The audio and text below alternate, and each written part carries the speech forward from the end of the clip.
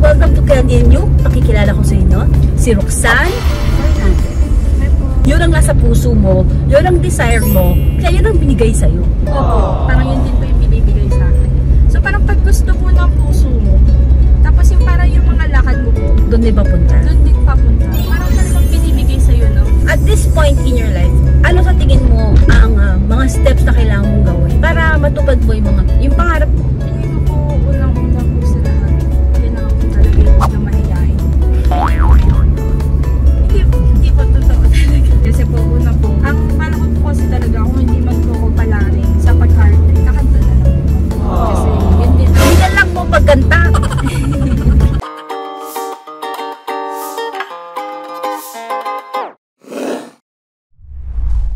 Hello everyone and welcome to Candy and You. Yes, iba na naman po. Baka nang nagugulat kayo. Bakit nasa kotse naman ako ngayon? Okay, let me explain. Kasi ang guest po natin ngayon, ang tawag po sa kanya ay accidental guest. Pero guess what? Napag-guess what din ako. Kasi nagulat ako na yung palang itong kasama ko parati, all the time, meron palang tinatagong talento. Diba sabi nga nila, you'll never know kung sino ang kasama mo. So, kailangan kasi lahat ng tao kinakausap mo, di ba? So, welcome to Candy and You. Pakikilala ko sa inyo, si Roxanne. Hi, Roxanne. You can call her also Roxy. Pero mas kilala namin siya sa pangalang Ruru. O, di ba? Pero we call her Roxy. Ilan taong ka na, Roxy? Sandy, I'm 24 po. 24 years old. Turning 25 po this September. Okay. And now, you're currently working for? So, digital marketing specialist po. In films marketing po sa Viva Communication. Yes. So, kasama ko siya ngayon kasi nag-shoot kami. At siya din ang gumawa ng lahat ng mga nag-shoot sa amin. Nagmagawa siya ng mga marketing materials para sa road trip. So, nakikita niyo niya, siya po ang gumawa niya. Sila po. Si Angel po nandun. Ayan. So, pinilit ko pa siya for this interview. Kasi napag-alaman ko, sabi ko nga, lahat ng tao may istorya. Diba? Lahat ng tao may istorya, lahat ng tao. In 300 meters, use the left 2 lanes to continue straight. O, diba? Pati nga siya meron siyang gustong gawin sa buhay niya. Meron siyang gustong gawin. Paano ka napadpad dito sa trabaho nito, Ru?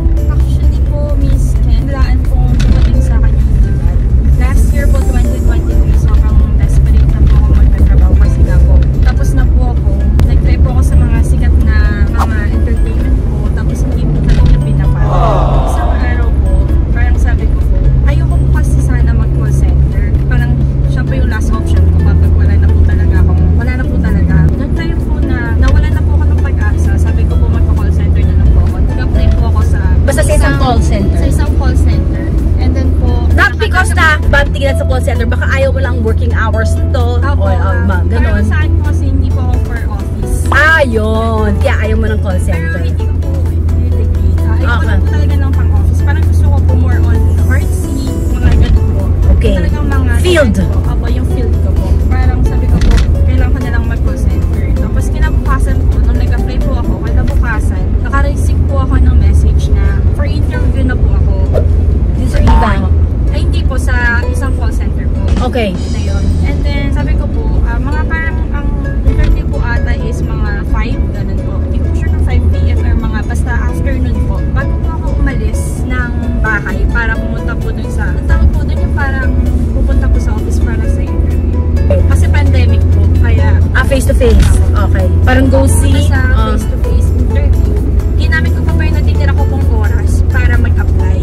Okay. So, dun po sa LinkedIn, nagsuscore po ako hanggang sa bigla po nag-pop up 2 seconds ago, yung Viva, naghahanap po ng isang digital marketing specialist. Okay. Tapos po, after ko po fill-outan yung mga form na yun, paalis na po ako. Ilang minuto lang po, nag-email po sa akin yung Viva na for interview na po ako, kinabukasan. So, ang ginawa ko po, sabi ko po parang gut feeling ko po na parang, sabi ko baka yun na talaga para sa akin. Binigay sa akin yung Viva na parang hindi, dito ko talaga. But feeling ko po kasi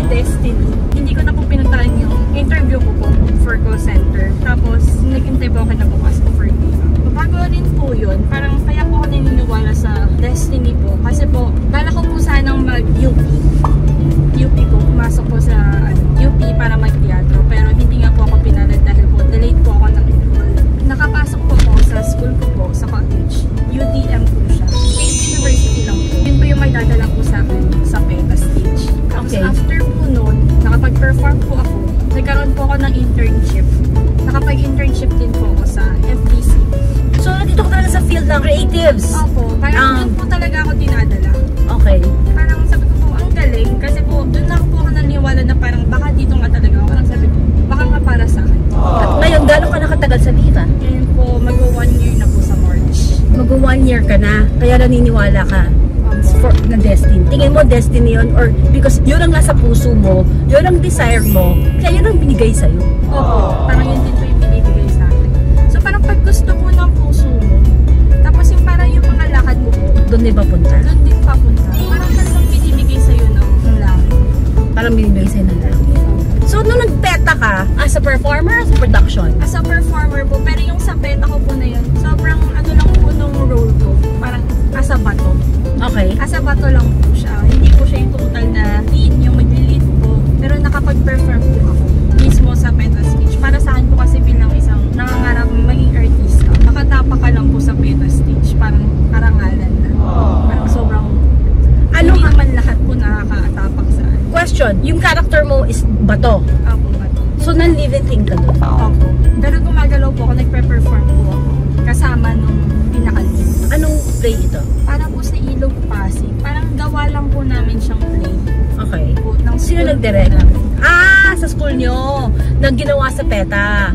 Ano po, parang ginawa po namin yung story para po for Ilog Pasig na i-perform po sa PETA. May mga manonood po na iba't ibang mga university rin po. Okay. You want to be a performer, Yes po. but you want to do creative work also. Yes po. So, marami ka ideas na nasa utak mo. Okay. So, ilan taon ka na? 24? 24 years old. At this point in your life, ano sa tingin mo ang mga steps na kailangan mong gawin para matupad mo yung pangarap mo? Hindi ko po unang-una po sa lahat. Kailangan po talaga yung hindi ka mahihain. Hindi po totoo talaga. Alam mo ito tatawa? Kasi pinilit pa kita para magpa-interview. Oo. Diba? Sabi ko sa'yo, sabi mo gusto mo mag-perform. Sabi mo, nahiya po ako. Paano ka mag-perform kung nahiya ka? Ayun nga po. Parang feeling ko po doon lang po ako natagalan. Kasi parang natatakot po akong mag-step forward. Kasi, Parang feeling ko po, kinakain po kasi ako ng insecurities ko. anong insecurities mo? Like, kunwari po, sa mga past po kasi na audition ko po sa mga pagkanta, mostly po kasi talaga full package. Kailangan, hindi ka lang may talento. Dapat sa physical appearance mo. Dapat attractive ka din sa paningin. So parang yun po yung naging hadlang para mas lalo ako. Parang dun po ako nagduda sa sarili ko na baka hindi para sa akin kasi nga hindi naman ako full package. Ganun. So, minalit mo ang sarili mo dahil tingin mo, binabatayan ng tao kasi may standard ka. Opo. Tapos yun din po kasi yung napansin ko sa iba. Siguro naman po minsan, kung may talento ka naman po, dapat naman po parang sobrang nakakaawa ng story. So parang feeling ko po, hindi naman po yung story ko makagatin ng iba. Parang so Hindi naman kailangan nakakaawa yung storya. Kailangan lang may talento ka. At gusto mo yung ginagawa mo. At sigurado ka na gusto mo ipursige yung ginagawa mo. I don't believe na kailangan nakakaawa yung storya mo. Naintindihan mo ang ibig ko sabihin? Hindi ako naniniwala doon. At naniniwala naman ako kasi lahat ng tao may kanya-kanyang storya, may kanya-kanyang struggles, di ba? Lahat naman tao meron eh. Posibleng wala. Lahat ng tao na pwede mong lapitan, kahit sino, lahat ay may storya. Naniniwala ako doon. So sinasabi mo, full package. So you were talking as a singer. sa singer po, sa singing career ko. Kasi po, una po, ang pala ko po kasi talaga kung hindi man po ko pala rin sa pag-arte, kakanta na lang po. Kasi yun din Hindi lang mo pagkanta. ayun po, parang yun lang po yung natitira ko pong option kasi parang feeling ko po, doon lang po ako sa ano na po yung nag-excel. Parang pinagpipiliin ko lang po yung dalawa, pag-arte or pagkanta. Pero kung papala rin po, kaya po pagsabayin sa teatro. Sa teatro ang gusto mo. Sana. Opo. Sandali lang ang naghahad lang sa'yo, ang feeling mo ay yung physical appearance. It should never be. Diba? Opo. I think it should never be. Kahit sino yan. Marami ang mas hadlang pa sa buhay pero ginagawa nila kung anong gusto nilang gawin. At sa tingin nila dapat nilang gawin. Diba? Kasi meron silang talento. Siguro po parang sa akin, mismo po sa sarili ko po, kahit hindi naman po totally. Parang pinangungunahan ko na po. Hindi po ako matatanggap. So ang kalaban mo, hindi pala yung iba. Kalaban mo Kalaban ko po sarili. mas mahirap makalaban ang sarili. Alam mo parati ko sinasabi yan kay Quentin. Lalo na pag sinasabi ni Quentin na, Mom, help. Mom, I cannot do it. No, you can do it. You can do it. You can do that. Diba? Parati ko sinasabi yan kay Quentin. Kasi pinangungunahan niya na hindi niya kaya ang isang bagay. Basta ko, no, you can do it. Kaya parati ko siya pinapagawa ng mga bagay-bagay.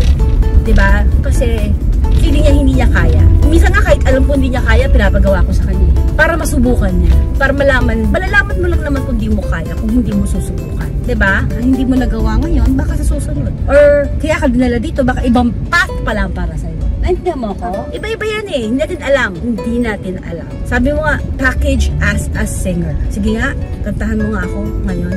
Ano ba ba? Bahala ka. Hindi, miss me ka. If I sing you a love song, will you hear it forever? Oh, baby, let me sing a love song for you.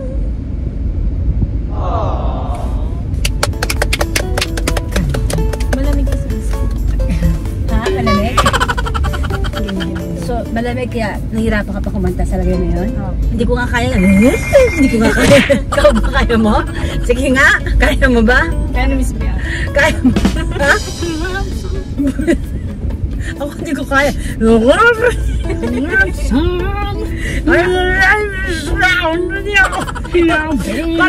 Parang dami ko ng problema. May pagka-reggae. Oo. Ano natin ha, i-hire ano natin, subukan natin so kahit anong kanta kaya mo i-reggae, subukan natin ha, malalaman natin ang talento ni Roxy ngayong araw na to. Kaya ba i-reggae yan Jack and Jill? Or London Bridge? Creativity, maniwala ka sa akin, huwag kang matakot. Yes! Go! Para lumabas yung creative. Go! Twinkle, twinkle, little star. Oh, Twinkle Twinkle. Okay, kaya mo bang gawin reggae ang Twinkle Twinkle Little Star? Subukan natin. Subukan natin. Kasi reggae yata ang forte natin eh. Para natin, i-level up natin. Diba? Kailangan kasi, sabi nga nila, sa isang bagay, kailangan nile-level up natin. Kasi kung doon lumalabas ang creativity natin, ang creativity, enthusiasm, and the passion. Twinkle Twinkle. Okay, mas memorize mo yun. Go! Twinkle Twinkle Little Star, how I wonder what you are.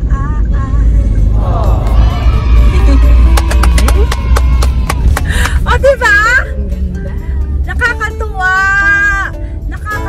Nakakatuwa. Meron pa tayong reggae artist, upcoming reggae artist na kailangan natin subaybayan. Pa natin makikita at mahahanap. And for inquiries mga kaibigan, for Roxy.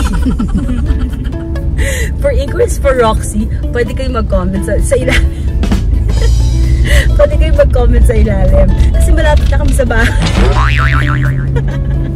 Hindi mo matutupad ang iyong pangarap o ang gusto mo kung hindi ka gagawa ng paraan.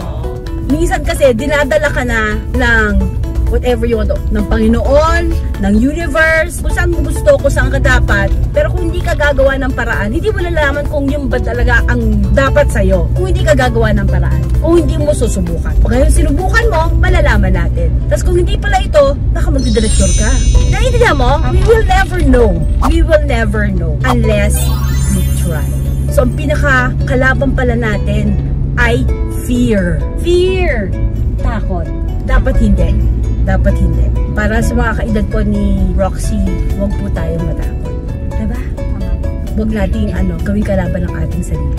Dapat gawin nating kakampi ang ating sarili. Diba? Maraming salamat.